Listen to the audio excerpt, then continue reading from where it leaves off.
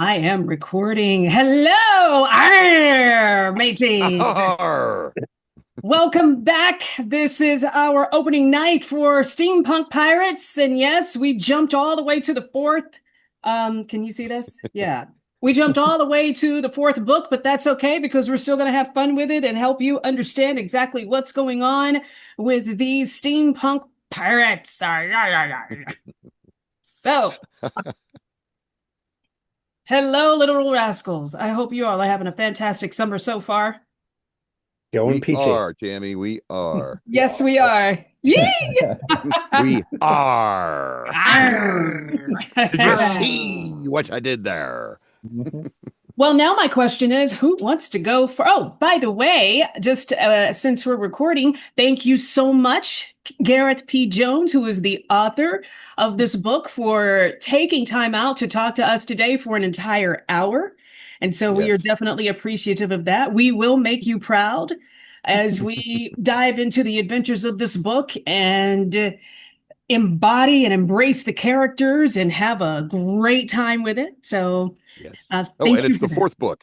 Make The sure fourth we book. we let them know it's the fourth book. Yes. Steampunk Pirates: Rise of the Slippery Sea Monster. Yes, by Ah, Gareth P. Jones. and Stripes. So on that note, who wants to go first? I will. In that All case. right. Arr. I'll go I'll second. go after, I'll, All right. I'll go after Melanie. Okay.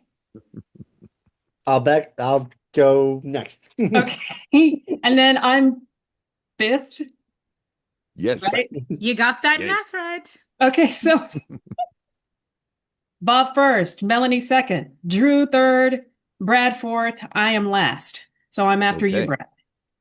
All right. Fantastic.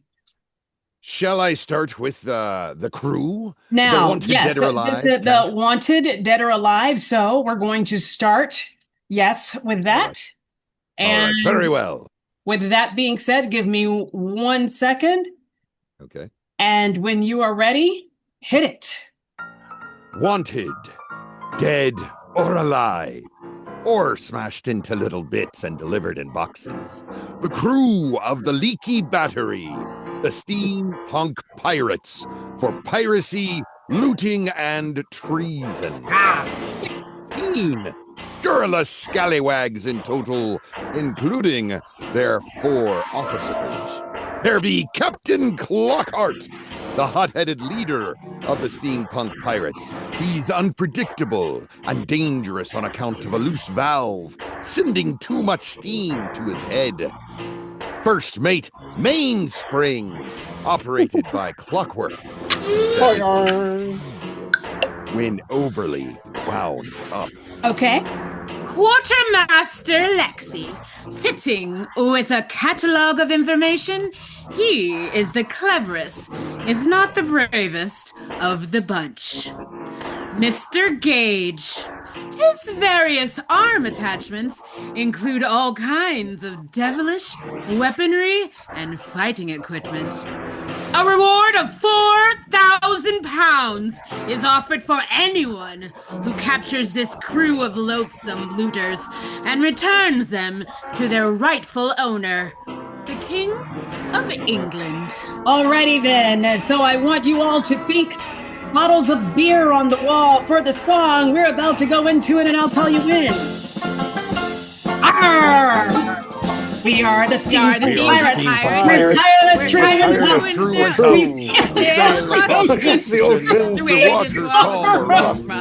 We'll plunder, pinch, and pillage, and sail over stuff. We'll take it all, take it all, but it's never quite enough. Enough! It's never quite enough! Maybe we should have practiced that one, but that's okay. Are you saying that wasn't perfect? It was It flawless. sounds exactly how pirates would sing it. So I think It's a perfect we pirate are shanty. wonderful. And drunk. I'm sorry, I'm about to choke. Okay. Number Where's your 3. beer? Where's your beer? Oh, Your grog. Where's your grog, me lady? my God. Or some mead? Or in this case, she needs the grease. The grease and the Aha! oil. Aha! 'Cause- Oil! Oil! Oh, that's so funny. Okay. All right. All right. Hit it number 3. I think that's All you. right. Chapter 1, in which our heroes, the steampunk pirates, steal a big pile of the king's gold. There's been another successful raid for the steampunk pirates, and they boarded the transporter ship and forced the sailors to their knees with their hands behind their heads. They used the bayonet attached to the owner's left arm to push the ship's commander to the tip of an extremely wobbly plank. Okay. First mate Mainspring emerged from the hole with a large wooden chest. What cargo have here, then? Asked Captain Clockwork. Click. It's heavy enough. Whatever it is, Clockwork, his first mate dropped the chest. Put that chest back, you copper-bottomed cads! Cried the ship's commander. Copper-bottom! These backsides be made of iron. Ain't that so, Lexi? Captain Clockwork slammed Quartermaster Lexi's behind. Okay. We are indeed made from iron, yes, said Lexi primly, and please don't do that, Captain. I don't care what you're made of, you metal menaces. I order you to return that chest, yelled the commander. Following orders ain't exactly one of our strong points, laddie. Gage stamped his foot on the plank. The other pirates howled with laughter as the commander tried to keep his balance. Okay. Captain Clockhart prized the chest open with his cutlass. Pump my pistons! A chest full of golden delights! This should help considerably in our quest to replace our rusting parts, said Lexi. That gold does not belong to you, protested the commander. Click. It does now, said First Mate Mainspring. Tick. Mr. Pumps, loose screw, tin pot Paddy and rust knuckles. Tuck. Load this gold onto the leaky battery. Quartermaster Lexi lifted out one of the gold bars to examine it. Yes, 18 carat. He sniffed it.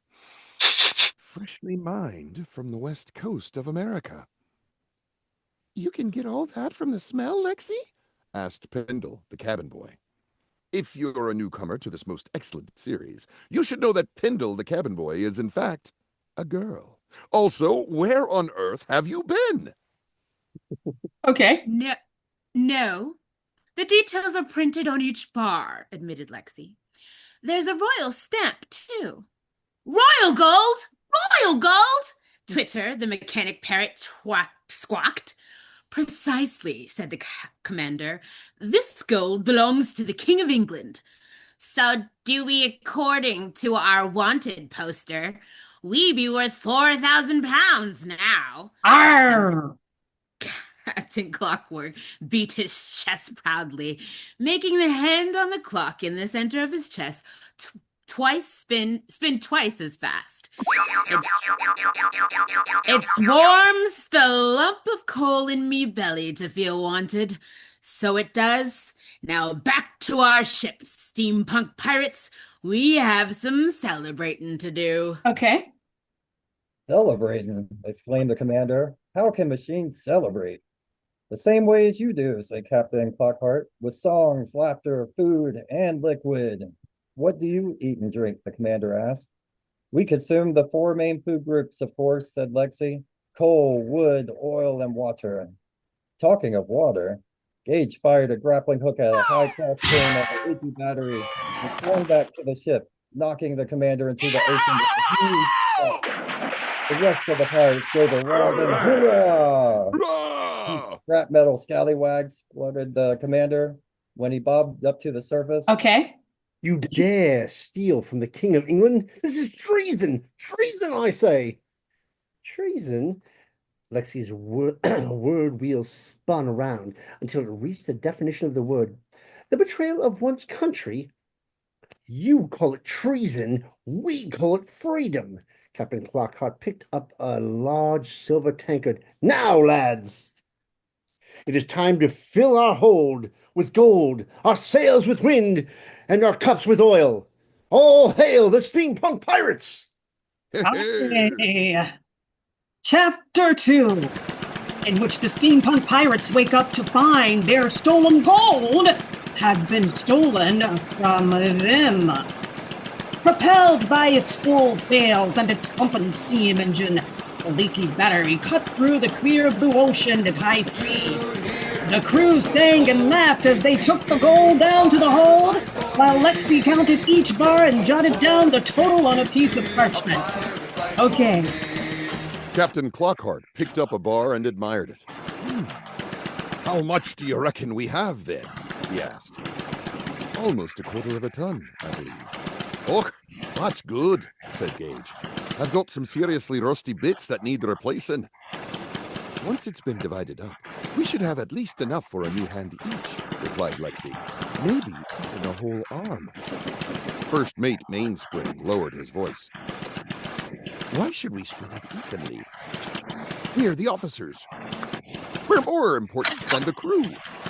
Now, Mainspring, you know that's not how we do things on this ship, said Captain Clockhart. We officers may have more complex workings, but every pirate on this ship was created equal.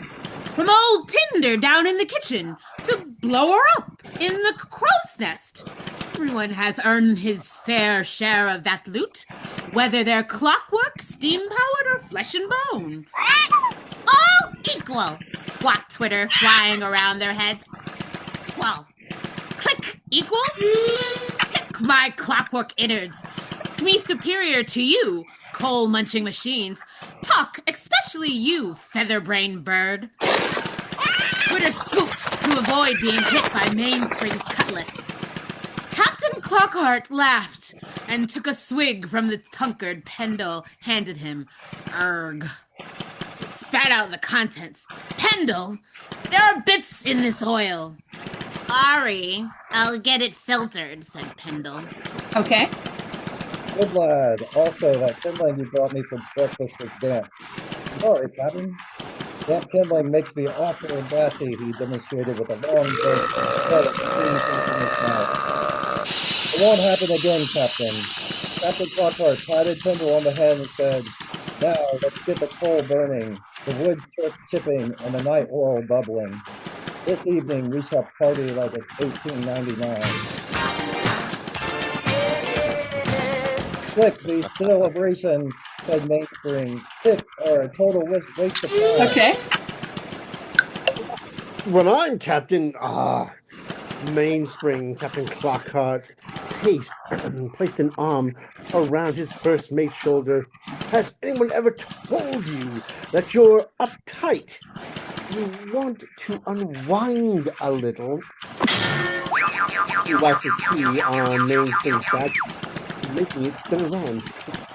Get your hands off me, Mainspring.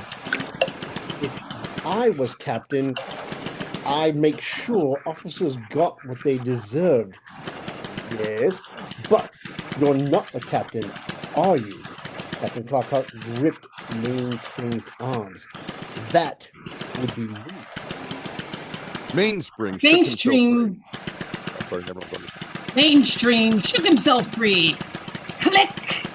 You drink so much oil, tick, that you slide off the ship and talk. I'll be off with you, you ugly old pocket watch, Captain Clockhart replied. Go and sulk down below if you're going to be a party pooper. Now, how about a song to kick off this celebration? Gage threw back his head and sang at the top of his voice, chop, chop, chop the wood to keep your fires burning. Drink, drink, drink the oil. Sing! Your engines turning. Chomp, chomp, chomp the coal until the day be dawning. Pour the oil and pour me in the morning. Morning. Okay. The party went on late, and Pendle spent the whole night refilling tankards of oil, collecting piles of wood, and sweeping up ash, until finally she fell asleep in the middle of a large coil of wood. When she awoke, she rubbed her bleary eyes, got up, and tucked her hair back into her cap. Washer Williams and Blind Bob Bolt were the only pirates still awake. They were singing a shanty, although neither of them could really remember the words. There was a young someone who sailed somewhere far. He did something funny. La la la la. He's something and something, a dude, diddy door. Then something happened. Now he'll something no no more. more. Pendle headed below deck to find a mop. There were pirates all over the place, snoring, sniffling, and snorting in their sleep. Twitter landed on Pendle's shoulder. "Lazy lot!" he scrapped. "Lazy lot!" "Leave them," said Pendle. "They deserve to be left off steam after such a successful raid." Pendle noticed that the door to the cabin where the treasure had been stored was knocking against its frame. She grabbed a handle to shut it and felt a cold breeze. Peering in, she saw that a perfectly circular hole had been cut in the side of the ship. The sun was shining through it, and water was splashing in. Where's the treasure?" gasped Pendle. "Gold is gone," squawked Twitter. "Gold is gone." Okay. Ow, what's happened? Foul play, replied Twitter. "I'd better tell the captain at once," said Pendle. "Twitter, wake everyone up now." Twitter flew out through the hole on the side of the ship and up to the deck, swooping and looping as he announced the news at the top of his voice. Wake up, we've been robbed, we've been robbed." Okay. Chapter 3, in which the steampunk pirates learn how to conduct a fair trial, although not really. Captain Clockhart was the first to join Pendle in the hold, but with Twitter spreading the news, a number of bleary-eyed pirates were soon gathering in the doorway. "Well, shiver me chin and polish me 10 toes." Captain Clockhart placed a hand on the edge of the hole in the ship's side. Okay. You. Oh, he wiped the sea spray from his face. "What happened here, then?" "I can't understand it," said Pendle. Click. "Make way! Tick! Officers coming through!" "Talk! Out of the way, you useless lot of deck scrubbers!" Mainspring, Lexi, and Gage entered the cabin. Gage flicked out his magnifying glass attachment to examine the hole. "Looks like something has cut straight through," he said. "Perhaps Blower saw something," said Lexi. "He was on lookout all night, okay?" "I'll ask him," said Pendle, and she raced off. "This is your fault, Clockhart," said Mainspring, "for letting your guard down and spending all night celebrating. A celebration that you did not attend." Captain Clockhart turned to face the Clockwork Pirate. "Which puts you under suspicion, so I say." "Me? How dare you?" "It wasn't me." "Mainspring, main suspect," squawked Twitter. "Mainspring, main suspect." "He'd admit to being fed up of sharing the loot," added Gage. "Greedy schemer," added Twitter. "Greedy schemer." Okay. Pendle rushed back into the cabin and caught her breath. "Blower says that no ship came near all night." "So he didn't see what happened?" asked Lexi. "No, but you can't see that part of the ship from the crow's nest because of the sails." "Ha! Then it must have been one of us." The captain's clock hand span faster and steam shot out of his ears. "Mainspring, you've got some explaining to do." "You can't just accuse me, Tick. You need evidence, Tuck, and you ain't got any." "Evidence?" Lexi's word wheel turned and clicked into place. "Proof that the accused committed the crime." Mainspring is right, Captain, said Pendle. Okay. If you really think he is behind this, you need to conduct a fair trial. A fair trial, said Lexi, a formal hearing in front of a jury? Yes, said Pendle, then Mainspring can defend himself properly. The crew can act as jury. What do you say, lads? Shall we have ourselves a fair trial to convict Mainspring? Captain Clockhart asked. The crew cheered. Fair trial, convict Mainspring, convict Mainspring. The entire crew had gathered up top, and Captain Clockhart stood on the poop deck, looking down at them. Okay. When Quartermaster Lexi led first mate Mainspring up to the position beside the captain, the crew jeered, Order in the courtroom. "Convict and gold stealer!" "Look, I'm innocent," protested Mainspring. "I'm innocent," protested guilty first mate, cried Twitter. "Hush your beak, you stupid parrot." Mainspring tried to swat the bird. "Chuck, before I cut you down." "Guilty first mate attacks beloved ship's bird," squawked Twitter. "Stop it, Twitter," pleaded Pendle. "This is supposed to be a fair trial." "A fair trial about what?" asked Loose Screws, who had only just woken up. "What's going on?" "This is the trial to find out whether..." Okay. Mainstream took the treasure, said Pendle. Did he just say Mainstream took the treasure? Blind Bob Bolt asked loudly. It's outrage. No, said Pendle. This is a hearing. Yes, I am, said Blind Bob Bolt.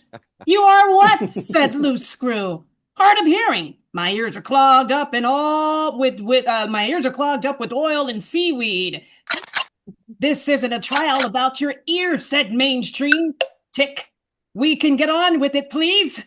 Can we get on with it, please? Tuck. We need to repair that hole in the ship. Captain Clockhart cleared his throat and released a jet of steam. First mate Mainstream, he cried. Ever since we escaped from the king's palace and set sail, okay? In search of a better life, you've tried to take control of the ship. Is that not so? Aye, but only because I knew I could do a better job of... Captain Clockhart cut him off. And is it not also true that yesterday you moaned about having to share our latest haul? Aye, but... And because you were fed up of sharing, did you not decide to steal the gold? Captain Clockhart brought his fist down. No, of course not. Admit it. You took the gold, and now you must be punished. All hail the steampunk pirates! Captain Clockhart raised his fist, and the crew cheered. I rest my case. Cleave him to the brisket, dead man. Now Mainspring must defend himself, said Pendle. Feed Okay. the fish. Mainspring looked at the crew with weary eyes. Click. I didn't take the treasure. How could I have done? Tick. Where would I put it? I'm on the same ship as you. Tuck. Now, can we please get back to finding out who really did take it? What's he Okay. saying? What's he saying? Asked Blind Bob Bolt. He asked us where he put the gold, said Loose Screw. How would we know? He's the one who took it, said Mr. Pumps. To be sure he did, said Tin Pot Patty. The captain just told us that, wasn't he listening? Maybe he's got oil in his ears too, said Blind Bob Bolt. Mainspring, can't you defend yourself better than that? Asked Pendle. What about saying you were at where you were at the time of the theft? Or how you'd never steal from your shipmates? Anything, please. Click, why should I? Click, I didn't do it. There's nothing else to say. Mainspring glared at the other pirates defiantly, his arms folded. Okay. "But what happens now?" asked Lexi. "The crew must decide," said Pendle. "Is Mainspring guilty, or..." The rest of the sentence was cut off by the crew's jeers. "Aye, guilty! Gold thief! Gold thief!" Dead man, tell no to eat the Captain Clockhart. fish. "Now, Mr. Mainspring, return the treasure." Okay. To the brisket, dead man, tell no to eat the fish. That's you, Tony. Mainstream side. Click. I can't return it. Tick. I didn't take it. Talk. Can't you get that into your thick tin head? We'll see whose head is thick, said Captain Clockhart. It's punishment time. Captain, this is a bad idea, said Pendle. No, Mainstream must be punished, Captain Clockhart replied. Not long ago we passed a small desert island. We'll leave him there to think about what he has done. But the crew didn't care about Mainstream's protest. The trial had been conducted, and he had been convicted. As far as they were concerned, First Mate Mainstream had taken the gold, and now he would pay for his crime. Okay. The author apologizes for this interruption, but he wonders if some readers might like to know what has happened to the Iron Duke and Admiral Fussington. The two high-ranking military men stood behind a large bush in the middle of Hyde Park in London. In front of them was a small dog. The Iron Duke took aim with his pistol. "Sniveling scoundrel," he said. "You thought you could get away from us?" Okay. Well, you didn't reckon on the superior intellect of the Iron Duke. Now, prepare to pay for your actions. Duke, whispered Admiral Fussington. We're not actually supposed to shoot His Majesty's pets. The Iron Duke kept his gun aimed at the corgi. Why ever not, he said. We're only supposed to be cleaning up after their deposits. Okay. Iron Duke lowered his weapon reluctantly, and the dog trotted away. Now, shall I do the scooping, or do you want to? Admiral Fussington held up a small trowel in a dustpan. It's so embarrassing for the Iron Duke. Hey, it's all your fault, Fussington. I'm not sure that's entirely fair, protested the Admiral. We're both responsible for the steampunk pirate statement. He bent down and scooped up the dog net. It takes a wise man to devise a brilliant plan, but any old fool can muck it up, the Duke replied. Thanks to your repeated incompetence, we have cleaned up after these royal rodents while those tin-can terrors roam free. Okay. Admiral Fussington stood up straight. I don't think they are rodents, technically speaking. He held up a dustpan. Do you have any more of those little bags? Admiral Fussington, you beef-headed buffoon, the Iron Duke is a name that strikes fear into the thousands of hearts. I am master of the ocean. No, I do not have any more poo bags. Duke Admiral yelled the king from the other side of the bush. I'm afraid that Mr. Pitt, the younger, has a rather upset tummy. I've the prunes for breakfast. Anywho, there's more scooping needed. He'll have more than upset tummy once I am through with this miserable mutt, snarled the Iron Duke. What was that? Called the king. Okay. Did you say something, Duke? You will be right there, said Admiral Fussington. Excellent, said the king. Remember, if you do a good job, I may allow you to return to my navy one day. But, Your Majesty, said the Iron Duke. Silence! The king cut him off. As it is, I shall shortly be setting sail to the Americas without you. Okay. But that is a dangerous route. You'll be sailing through pirate waters, said Admiral Fussington. Who will protect you? I'm taking Corporal Thudchump. Thudchump, barked the Duke. But the man's an idiot. In my experience, it takes one to know one, the king replied. But, Your Majesty, said the Iron Duke, I am begging you. The king interrupted him. The only begging I want to see is for my precious pooches. Now come forth and pick up this poo, or I shall keep you scooping poop until you're too old to stoop. Now you understand why the Iron Duke and Admiral Fussington are not chasing after the steampunk pirates. Let us return to the story in hand. Okay. Chapter 4, in which the steampunk pirates meet an old friend with a new ship. Yo-ho! Down below! Cried Blower from the crow's nest as they sailed away from the desert island where they had left Mainspring. Pirate ship ahoy! And it's sailing straight towards us! You hear that, my salty seacogs? Yelled Captain Clockhart. Load the cannons! But... Okay. Hold your fire. We'll give them no excuse to attack. But when we're ready, we'll be ready if they do. Gage pulled out his expendable telescopic eye to get a better look. What do you see, Mr. Gage? Asked the captain. Looks like a pretty standard rag-bag mix of scallywags, he said. Hold on. Now there's a familiar face and a few familiar tentacles, too. It's Iggy Beard. Redhead's back, Clark Twitter. Redhead's back. The Dread Captain Inkybeard, Lexi's word will expand and click the infamous pirate captain with a squid called Nancy on his head. Yes, we know, interrupted Captain Clockhart. However, as the nameless ship... Okay. Bob? Well, Lexi was actually about to say the dread Captain Inkybeard, the infamous pirate captain with a reputation for sinking his own ships at the first sign of mutiny. Bob, you're a little low. Oh, I'm sorry. However, as the nameless ship drew alongside the leaky battery, it became apparent the creature resting on top of the captain's inky beard's black hair was not a squid, but an octopus.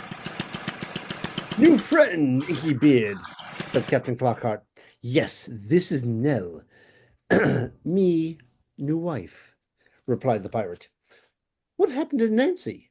Asked Petal. The octopus squeezed a tentacle that was wrapped around Inky Beard's neck, cutting off his pipe. She allowed him to struggle for a moment, then released her grip.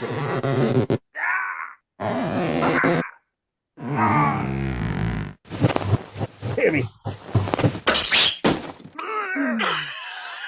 Inky Beard took a deep breath. Ouch! I'll ask you not to mention that name. Nell gets ever so jealous, so she does. She's a little possessive. So are we, added one of Inkybeard's pirates with black teeth and a striped bandana. And we want our treasure back. Inkybeard waved his cutlass at the pirates.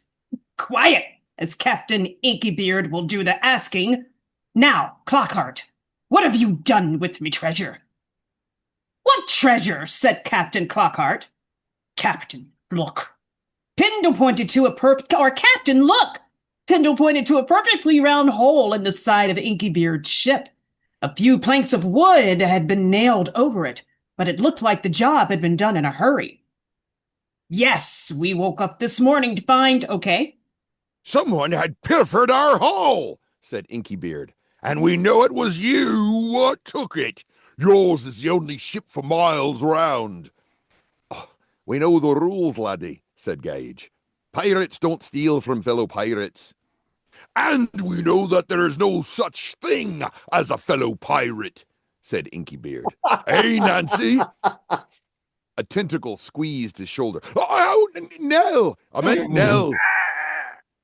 We didn't take your stinking treasure, said Captain Clockhart. That's right, said Pendle. The same thing happened to us. Enough excuses, said Inkybeard.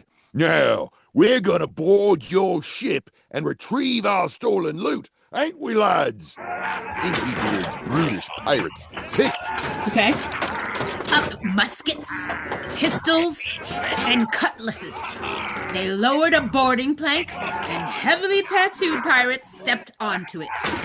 If it's a fight what you're wanting, you come to the right place. Captain Clockhart jabbed his cutlass toward the pirate, who toppled into the ocean.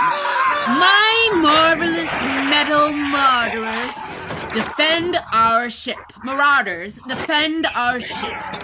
The steampunk pirates grabbed their weapons and prepared to fight. But just then, a voice from above cried, "Wait!" Both crews looked up to see a young man with brown wavy hair, smart striped trousers, and a fashionable shirt. Once he had everyone's attention, the boy leaped halfway up the main mast on Inkybeard's ship with his arms outstretched. He fell for a moment. Then grabbed the rope and swung over to the jib. He used the sail to swing onto the crossbeam, spun around it twice, then soared into the air before landing gracefully on the deck beside Inkybeard. Everyone watched open-mouthed. Okay. Aye, kid, my boy, said Inkybeard, patting him on the back affectionately. We're about to wreak our revenge on this shipload of steamheads and take back our treasure. With all due respect, dread Captain Inkybeard, sir, and apologies for speaking out of turn, said the boy. I realize I am only an ever so humble cabin boy, but I do not think these iron gentlemen are to blame for our missing treasure. Who is this wordy youngster, Inkybeard? Asked Captain Clockhart. This be our cabin boy, said Inkybeard. Kid walked along the ship's plank, bounced a couple of times, then performed a triple somersault in the air and landed on the leaky battery. Okay. The name's Kid. You've probably heard of me. No, said Pendle. Really? They say I'm the best pirate's cabin boy in the ocean. I've served on more pirate ships than you have barnacles on your kneel. The Black Skull, the Flying Pig, the Cutty Razor, the Pimply Bottom. I've sailed on them all. Aye, kid, but where's our treasure if it's not on their ship? Said Inkybeard. Oh, yes. The treasure. Okay, I lost my place. Oh yes, the treasure, kid. I was considering this mysterious theft when I remembered a leaflet I recently handed in Barbary Bay. He pulled out a rolled up parchment from his back pocket. Captain Clockhart snatched it, then handed it to Lexi to read out loud. Beware ye, pirates all, the slippery sea monster. Sailors, beware, if you sail much farther than Blood Orange Island or Rotten Apple Harbor. A thing lives down there, deeper than deep. This slippery monster strikes while you sleep. They say that this monster comes up from its lair to cut holes in ships and take what is there. Only pirates are this monster's prey. The slippery sea monster slips clean away. It leaves these ships floating, although somewhat lighter. All pirates curse this gold-robbing blighter. Trail of bubbles reveal where it's been, but the slippery monster has never been